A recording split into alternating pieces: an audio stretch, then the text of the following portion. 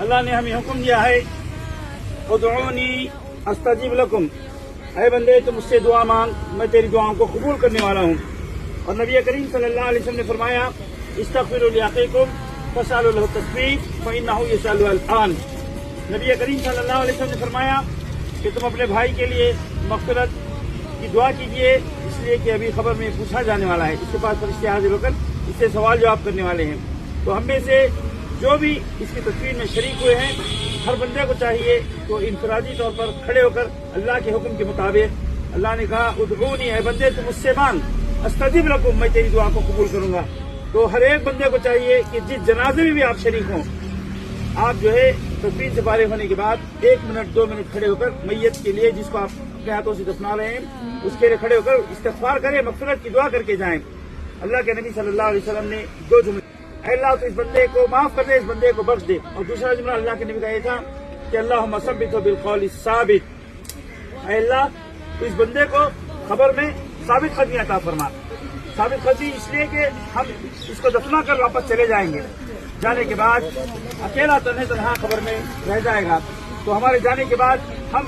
ہمارے واپس جانے کے قدموں کی آواز کو، ہم واپس چل کر جانے کے ہمارے قدموں کی آواز کو یہ بندہ سنتا ہے، اللہ اس کی روح کو واپس لوٹاتا ہے، لوٹا کر اس کے بعد فرشتے حاضر ہوتے ہیں، فرشتے حاضر ہو کر اس سے سوال جواب کرنے لگتے ہیں۔ تو اللہ کے نبی نے ہمیں کہا ہے کہ اس کے سوال جواب کے وقت اس کے آسانی کے لیے اور اس کے خبر میں ثابت قدمی کے لیے نبی کریم صلی اللہ علیہ وسلم نے ہم سب کو جو ہے دعا کرنے کے لیے کہا ہے۔ تو ہمیں چاہیے کہ ہم 1 منٹ 2 منٹ صحیح کھڑے ہو کر اس کے لیے مغفرت اور ثابت قدمی کی دعا کر کے جائیں۔ آج ہم اس کے لیے مغفرت اور ثابت قدمی کی دعا کریں گے، کل ہم مریں گے تو ہم کو دفنانے والے، ہمارے پیچھے آ کر ہم کو دفنانے والے ہمارے لیے کھڑے ہو کر دعا کرتے جائیں گے۔